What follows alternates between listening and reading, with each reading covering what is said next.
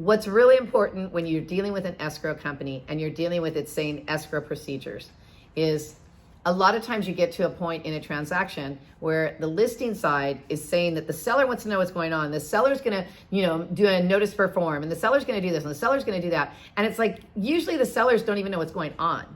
Okay. Usually it's the seller's agent who's pushing you and stressing everybody out. So in order to keep the peace and not stress out, you have to communicate. If you're the buyer's agent, you've got to communicate with the seller's agent, okay? And like we have a transaction happening right now, and we're waiting patiently for something to happen. We're doing a rescore on the client, and in the middle of the transaction, Spectrum, the mother company to Spectrum, said that this guy didn't return a particular device, and he never even had the device. He's actually only been in the States for about 5 years.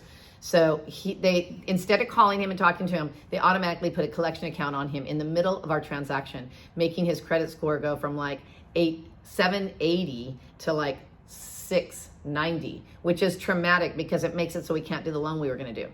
So we're doing a rescore, and Spectrum TV agreed to take it off, and it was a mistake. But the mistake is costing this guy a lot of money. I mean, minimum, it's costing him an extension on his lock. So I have been communicating with the other side and communicate, because I'm doing the loan, and communicating with both agents to make sure everybody's communicating so that nobody cancels a transaction for not a very good reason. But the other thing that I wanted to say about this whole thing is this, okay? People are nervous because they have a big deposit in, and they have every right to be nervous because they have a big deposit in. And so when somebody says remove your contingencies, as soon as you go to escrow and you remove your contingencies, now if something goes wrong, you don't get your deposit back. Well, so they say.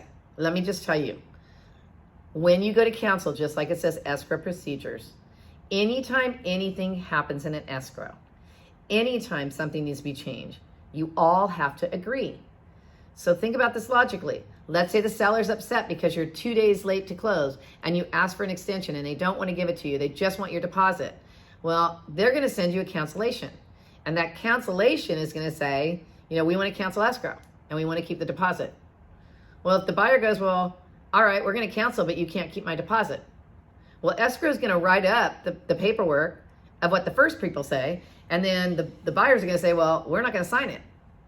Okay, well, if the buyers don't sign it, the seller can't sell their house again until this escrow is closed.